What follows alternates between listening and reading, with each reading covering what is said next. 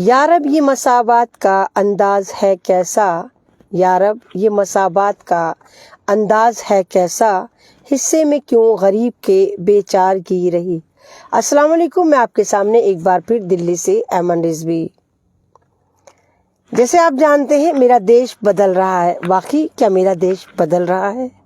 हालात देखिए, जिधर देखिए उधर ही तबाहियाँ तबाहियाँ।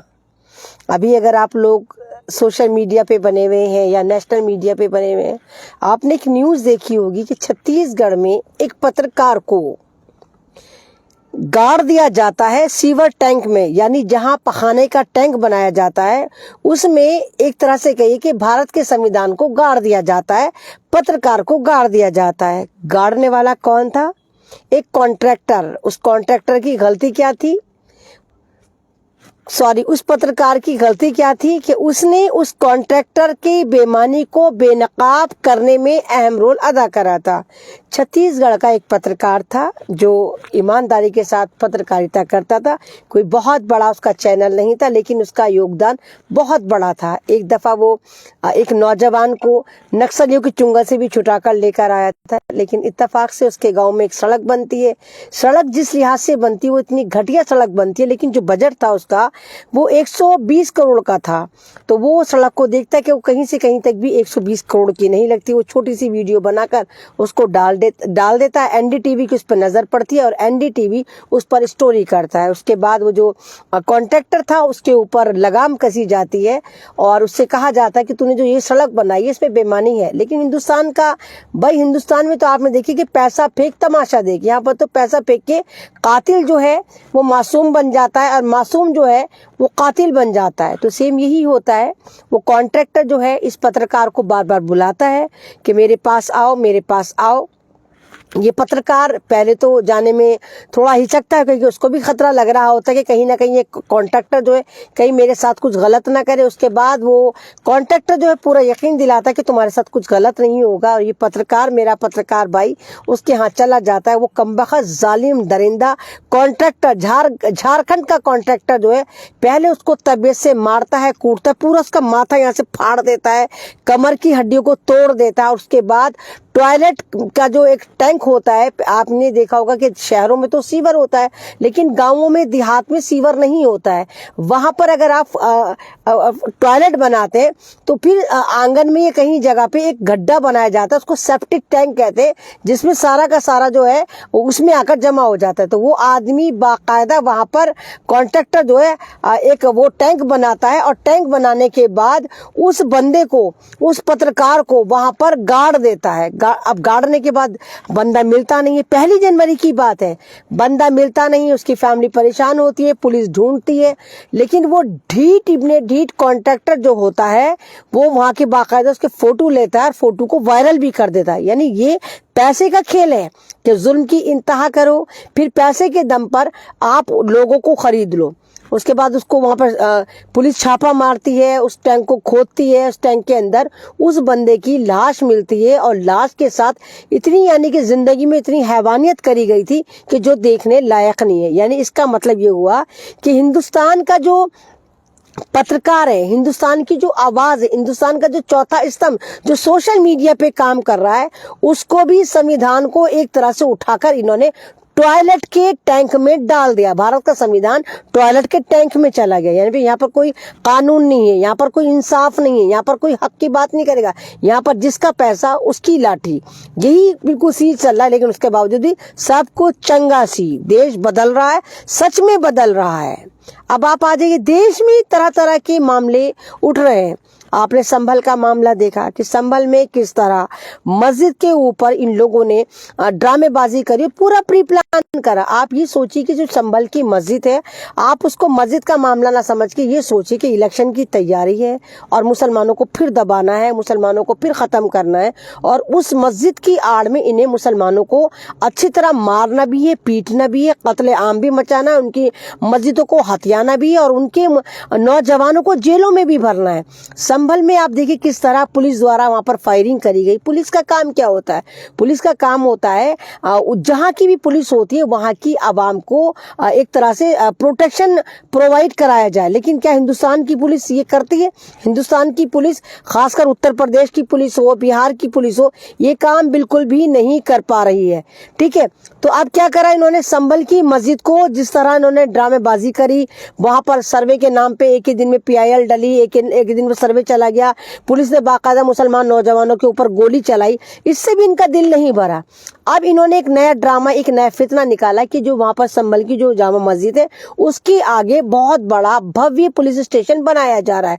पुलिस स्टेशन कहाँ बनाया जा रहा है? वहां पर वक्फ की जमीन है, उसको हथियाकर वहां पर पुलिस स्टेशन बनाया जा रहा है। अब ये कह रहे हैं कि मुसलमान डरे ना। पुलिस का क्या काम होता है? पुलिस का काम होता है आवाम का साथ देना, कहीं पे गलत हो रहा हो तो उसको इंसाफ दिलाना।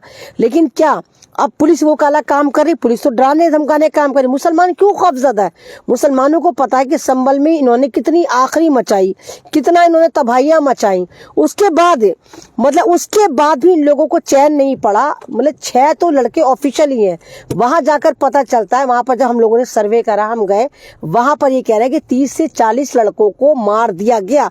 लेकिन वो बोल नहीं रहे, उन्होंने दूसरे गांवों में जाके तदफीन करी, क्योंकि जितने भी मरने वाले लड़के हैं पुलिस उल्टा उन्हीं को बलवाइयों, उन्हीं को दंगाइयों बता रही है, इसलिए लोग वहां कहने को तैयार नहीं है। पुलिस का इतना वहां पर जालिमाना रोल था कि पुलिसों ने वहां पर संभल में घरों में जाकर दरवाजे बजाकर दरवाजे तोड़ डाले, जरूरत का सामान तोड़ डाला, फ्रिज, वॉशिंग मशीन, AC, बर्तन, चूल्हे, भांडे, यानी कि एक तरह से मुसलमानों को बर्बाद करने की तैयारी थी। अरे देश बदल रहा है ना। आप मस्जिद के नीचे मंदिर नहीं ढूंढ रहे, आप वोट ढूंढ रहे। आप एक बात बताइए, क्या भारत वाकई डिजिटलाइज हो गया है? भारत में एजुकेशन के नाम पर आप बिहार में देखें कि किस तरह वहां पर छात्र प्रदर्शन कर रहे हैं कि वहां पर एग्जाम में बेईमानी हुई है। वो कह रहे हैं कि वो एग्जाम दोबारा, वहां पर पुलिस का रवैया देखिए कि पुलिस उनको लठिया रही है, वाटर कैनन छोड़ रही है, हाथ पैर तोड़ रही है, लेकिन ये नहीं कह रही कि हाँ इम्तिहान दोबारा होगा। मेरा भारत, जितनी आबादी है, क्या उस लिहाज से भारत में स्कूल है, सरकारी स्कूल है, प्राइवेट सरकारी कॉलेजेस है, सरकारी डिस्पेंसरियां है, सरकारी हॉस्पिटल है। आए दिन मेरे पास कैंसर पेशेंट्स की कॉल आती जो कहते हैं कि हमारे बंदे को अस्पताल में एडमिशन दिलवा दी, किसी भी हिंदुस्तान के अस्पताल में दिलवा दिया, लेकिन नहीं मिल पाता है दाखिला। जब हिंदुस्तान की जितनी आबादी, क्या उस लिहाज से अस्पताल बनाए गए? ना अस्पताल, नीलबटा सन्नाटा, ना कॉलेज, नीलबटा सन्नाटा, जॉब के नाम पर नीलबटा सन्नाटा, एजुकेशन के नाम पर नीलबटा सन्नाटा, सेफ्टी के नाम पर नीलबटा सन्नाटा, महिलाओं के रेप के मामले में नंबर 1 पार्टी है, कुछ भी देने को तैयार नहीं। लेकिन क्या ढूंढ रहे हैं? मस्जिदों के नीचे मंदिर ढूंढ रहे हैं। ये मंदिर नहीं ढूंढ रहे, ये अपना वोट ढूंढ रहे, ये लोगों को लड़वा रहे ताकि आप सवाल न करें। इतना ही अगर इन लोगों के अंदर इतना ही इंसाफ, इतना ही हक होता तो क्या इस तरह पत्रकारों को मारा जाता? क्या इस तरह लोग अस्पताल के लिए परेशान होते? क्या लोग एजुकेशन के लिए परेशान होते? अब तो एक नया ड्रामा आया है कि जी पॉल्यूशन से वायु प्रदूषित हो गई है। बड़े ड्रामे चलते हैं कि जी हाँ एयर क्वालिटी खराब हो गई, 2 महीने स्कूल बंद रहेंगे, 3 महीने स्कूल बंद रहेंगे। आपको बेवकूफ बना के आपके बच्चों को नुकसान पहुंचाने के स्कूल बंद चल रहे हैं, लेकिन आपका मीटर चालू है, आपकी फीसें जा रही हैं, 10,000 तो 20,000 तो 15,000, आपके बच्चे घर बैठे हुए हैं और फीसें चल रही हैं। एयर पॉल्यूशन के नाम पर, ये खराबी वो खराबी के नाम पर आपको बर्बाद कर रहे हैं, आपके बच्चों को बर्बाद कर रहे हैं ताकि आपका बच्चा पढ़े ना। पढ़ेगा तो नौकरी मांगेगा, नौकरी इनके पास है नहीं, तो ये आपको बर्बाद करना चाहते हैं। स्कूलों से इनका टाई अप है, स्कूल लगातार चल रहे हैं, बंद पड़े हैं लेकिन वैसे चल रहे हैं। तो ये सारे ड्रामेबाजी चल रही है। भारत को बिल्कुल इन्होंने इतना तबाह बर्बाद कर दिया है, इतना जबरदस्त खत्म कर दिया है कि अफ्रीका बनाने की तैयारी चल रही है। बस धर्म की अफीम चटा कर मस्जिदों के अंदर घुस जाते हैं कि जी यहाँ पर ये वाला मंदिर है, यहाँ पर वो वाला मंदिर था, यहाँ पर वो वाला मंदिर था। इनसे खुद पूछो ना, तुम्हारे 33 करोड़ भगवान है, तुम्हें याद है 33 करोड़ भगवानों के नाम? कितने तुम्हारे मंदिर है, क्या उनमें तुम जाते हो? वक्फ बोर्ड की जमीनों को कब्जा के तुम ड्रामेबाजी करो। अफसोस की बात यह है कि हिंदुस्तान की वो पुलिस जो अवाम के भरोसे, अवाम का भरोसा जीतने के लिए आती है, संविधान की कसम खाती है, संविधान को हाथ में लेके कहती है कि वो अवाम की मदद करेगी, वो सरकार की पार्टी बनकर हर सरकार के साथ काम करती है। संविधान का कोई रोल नहीं है। तमाम थाने उगाई का अड्डा बन गए। वहाँ कोई भी चला जाए मजबूर परेशान, उसकी सुनवाई नहीं होती। हाँ, अगर वहाँ पे बिल्डर जा रहे हैं उनकी सुनवाई है। जितने लुच्चे लफंगे क्रिमिनल जाते हैं उनको बाकायदा एसीपी डीसीपी बैठ के नाश्ते कराते हैं। तो ये हाल। अभी परसों मुझसे एक बंदे मिले, स्पेशल क्राइम ब्रांच का बंदा। वो कह रहे थे कि इतना बुरा हाल है थानों के कि मेरे साले के बेटे का मर्डर हो गया। मुसलमान समाज से नहीं थे वो, नॉन मुस्लिम समाज से, उत्तर प्रदेश के बंदे थे, स्पेशल पुलिस में थे। कहने लगे कि मेरे साले के बेटे का कत्ल हो गया।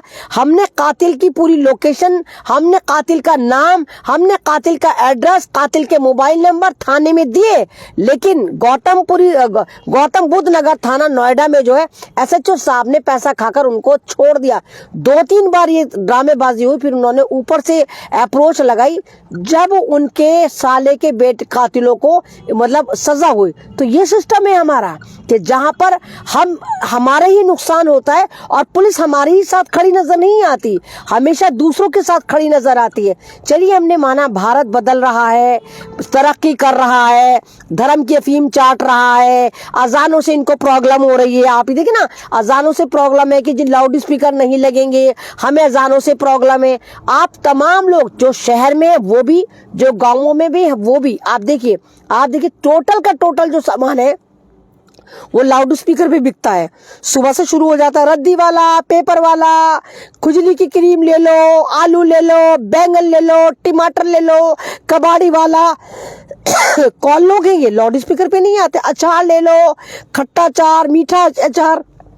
तो जब ये सारी चीजें 24 घंटे लाउड स्पीकर पर बिकती हैं, तो क्या इन चीजों से इन लोगों को ऐतराज नहीं होता? ये तमाम पूरे हिंदुस्तान में वाली चीजें चलती हैं, गाँवों में भी रेडी वाले, फेरी वाले। अव्वल तो अब तो मतलब इतना जमाना तरक्की कर गया है, भारत का जमाना इतना तरक्की कर गया है कि डिजिटल फकीर भी हो गए, म्यूजिकल फकीर। वो बोलने की जहमत ही गवारा नहीं करते, बाकायदा म्यूजिक चलाते हैं। अपने माँ बाप का तो दिल न दुखा, ये न कर वो न कर, और कैसेट लगा के छोड़ देते और उसमें फिर लोग पैसे डालते रहते हैं। मतलब जहां पर फकीर भी म्यूजिकल हो गया है, डिजिटल फकीर हो गया है। एटीएम लगा के रखते हैं गले में कि अगर तुम्हारे पास खुला नहीं है तो पेटीएम कर दो, हम पेटीएम ले लेंगे। उस मुल्क में 2 मिनट की अजान से इन भगवा गुंडों को प्रॉब्लम होती है, और वहीं पर महीनों महीने कावड़, ये नशेड़ी गंजेड़ी गैंग जो हिंदुस्तान में उत्पाद मचाता है, सड़कों पर रोला मचाता है, सड़कों पर तोड़फोड़ करता है, डीजे बजा के पूरी जमीन में ऐसा लगता है कि आर्टिफिशियल जलजले आ गए। कभी देखना कावड़ी जिस वक्त जाते हैं डीजे बजा कर, अल्लाह तौबा, ऐसा लगता है कि जमीन में आर्टिफिशियल जलजले आ गए, कान फट जाएंगे, मर जाएंगे, बराबर से गाड़ी नहीं निकल सकती, पैदल तो बहुत दूर की बात है। लेकिन इन लोगों को वहां प्रॉब्लम नहीं होती। प्रॉब्लम कहाँ होगी? सिर्फ मुसलमानों से होगी, उनकी अजान से होगी, उनके हिजाब से होगी, उनकी टोपी से होगी, उनके मदरसे से होगी, उनके कुरान से होगी। सिर्फ मुसलमान से इनको प्रॉब्लम है। क्यों? क्योंकि इनको देश का माहौल खराब करना है, क्योंकि देश बदल रहा है। अभी आपने देखा, अगर आप लोगों को याद हो, कि बेंगलोर में एक बहुत बड़ा साइंटिस्ट अतुल, उसने अपनी बीवी से तंग आकर सुसाइड कर ली। वो कहता है कि मेरी बीवी ने मेरे पे इतने सारे केस लगा रखे थे, कोई हाई कोर्ट का, कोई लोअर कोर्ट का, कोई इस कोर्ट का, कोई उस कोर्ट का। वो तंग आ गया था केस देखते देखते, और पुलिस वाले लगातार पैसे बना रहे थे, जज सेटलमेंट के पैसे मांग रहा था।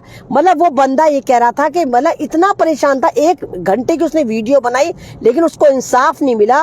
वो यहाँ के सिस्टम पे वो जन्नाटेदार चमाटा मार कर गया। उसने कहा कि मेरे मरने के बाद मेरी अस्थियों को जिस अदालत में मेरा केस चल रहा है वहां का सीवर का ढक्कन उठाना और उनको वहां पर बहा देना, क्योंकि ये सिस्टम बिल्कुल कीचड़ बन चुका है, गलासत में भरपूर है।